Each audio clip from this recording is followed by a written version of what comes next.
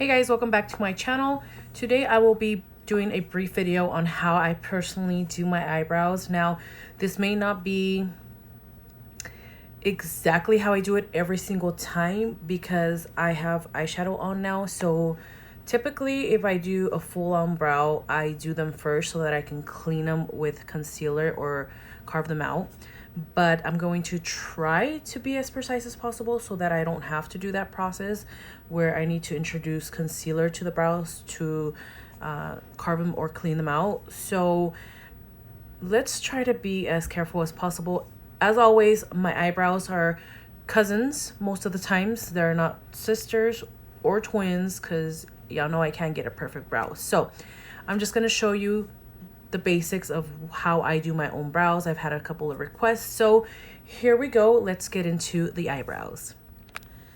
All right, so these are my ungroomed brows. As you can tell, I don't really groom them very often because they don't grow anymore. I have a lot of sparse areas, for instance, on this eyebrow here, and they just don't grow anymore. After like 8th grade, after tweezing so much, I just never seen a full brow ever since, so we have to draw them in. Now I'm going to use some products that I've kind of been digging just recently. I just purchased this Tattoo Studio by Maybelline New York brow gel, and this is in the color 258 chocolate brown. And this is a really cool product if you are going to be somewhere where you're going to be sweating, where you're going to probably get wet, anything like that, because I believe this is a 24-hour stay. As far as durability, not quite sure. I haven't really tested it, to be quite honest. And then I'm going to be using a mellow tinted brow gel that we received in a Boxycharm or Boxylux. This is in the color dark brown as well.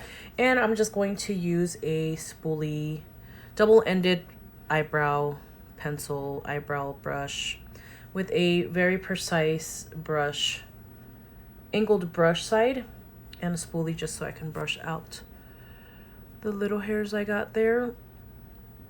So I'm going to apply some of this gel here on my palette so that I can just pick it up. You can use this if you're in a hurry and you just want to fill in or give your brow some color, but I'm not going to do that today. I have done it before and it does work. Leaves it a little messy, but we want to try to be as precise as possible. That's my foundation. Sorry, I am in a makeup t-shirt and my hair's not done, so bear with me. I'm going to pick up some of that eyebrow gel onto this angled eyebrow brush. This product does seem to dry pretty quickly, so you have to try to work as quickly as possible. And I'm going to start on the bottom of the brows, creating the line that I want, or the shape on the bottom of the brow first, just like that. Can't probably really see it, but I'm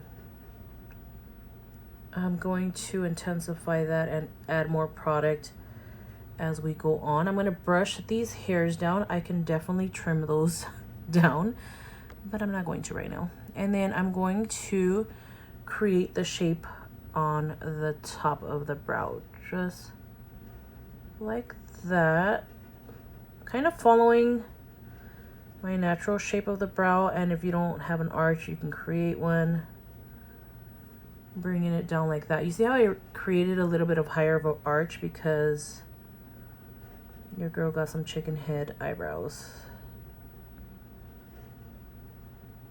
Just like that. And then I'm going to brush the hairs back up, and then I'm just going to fill in the brow. So let's go ahead and do that, and then I'll work on the front of the eyebrow. But for now, we just want to fill in those sparse areas. I might still need to bring in the concealer to clean this up a little bit. Now, you don't want to add too much of this product because this product will kind of stiffen up your eyebrows, making them kind of like, it is a gel, so it's kind of going to feel like you have, like when your gel and your hair dries up, gets a little stiff. That's probably how it's gonna, what am I saying? That's probably how it's going to feel. Now I went a little bit past, because I'm gonna go like literally right here is where my eyebrow is gonna start. So I don't have hairs there. I'm gonna try to create some hair-like strokes. My eyes are getting watery. Every time I do makeup, my allergies start to act up. Sorry. So yes, it will get a little stiff there. Now that's why you want to bring the spoolie and brush it through so that it doesn't stay too stiff. And I like to create hair-like strokes on the areas that I don't have hair. Just bringing this up a little bit more and still filling that in. So be mindful on how much product you add to your brow, because like I said, it will get a little stiff. Now I'm just grabbing the tip of the brush, if you will, and bringing up the excess product and kind of like doing like an ombre, I guess, or a faded look in the beginning of the brow, which is this here, because I don't want it to be too harsh on this area. Now I'm not adding any more product. I'm just kind of using the excess on the brow and on the brush. And I'm going to use a spoolie to kind of just diffuse that if it's too harsh. Just like that. Now I went a little too far out, so I kind of want to get rid of a little bit of that. You can get your blending bud and just whatever is on there, you could just dab it on your brow just to kind of, you know, diffuse it a little bit. Now I'm going to use the brow gel, but this brush is just a little too big. Okay, so I'm going to use the Brow Gal brush. Let's see if it works out, because this spoolie is okay. It's just a little too big. I just wish there was something more like this that came with it. This is more precise. So I'm just going to dip this brush into the product, because there's a lot of product that's going to come out, because this is not made for this brush. So I'm going to try to be as careful as possible, because there is a lot of product on that, if you can tell. And I'm just going to brush that ever so lightly on my brow hairs, and it's going to give me more color. It's going to fill in more of those sparse areas, and it will make a mess, so be careful. You can always clean it up though. See how I got a little dot? I don't know if you can see it, a little dot right there. I'm gonna let that dry and then I'll clean that off, because I don't want to smear it. So the trick to that, and like if you get mascara on your skin, you just let that dry, you grab a spoolie and you rub it off, and it's like nothing happened. So I can take some concealer, or maybe just some of this. Let's see if I can use some of this foundation that was left over, and maybe just grab a flat brush and clean it up, something like this here. And let's see if I can pick anything of that. Actually, I'm just gonna add just a little bit, because oops, drop some of that concealer.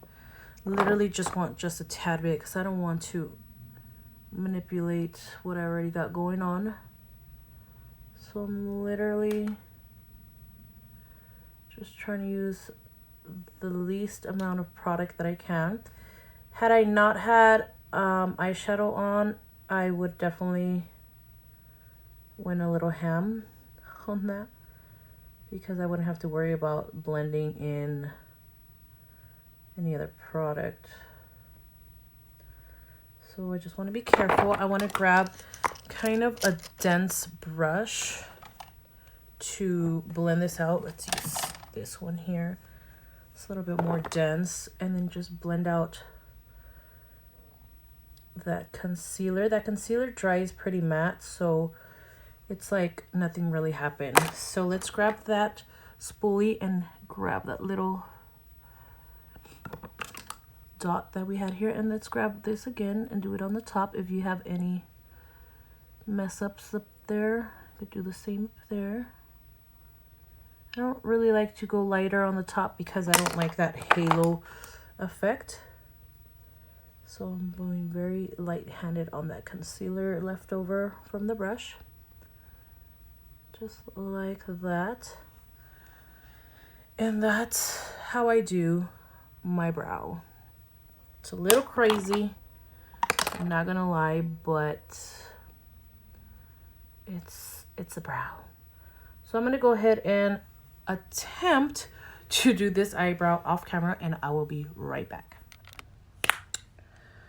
All right, you guys, so I decided to finish my hair and makeup off camera. Gotta do my nails now, so that's why I'm shaking up my nail polish. But this is the other brow. Now, they look semi-decent, if I do say so myself. They're not twins, they're not sisters, maybe they're not even related.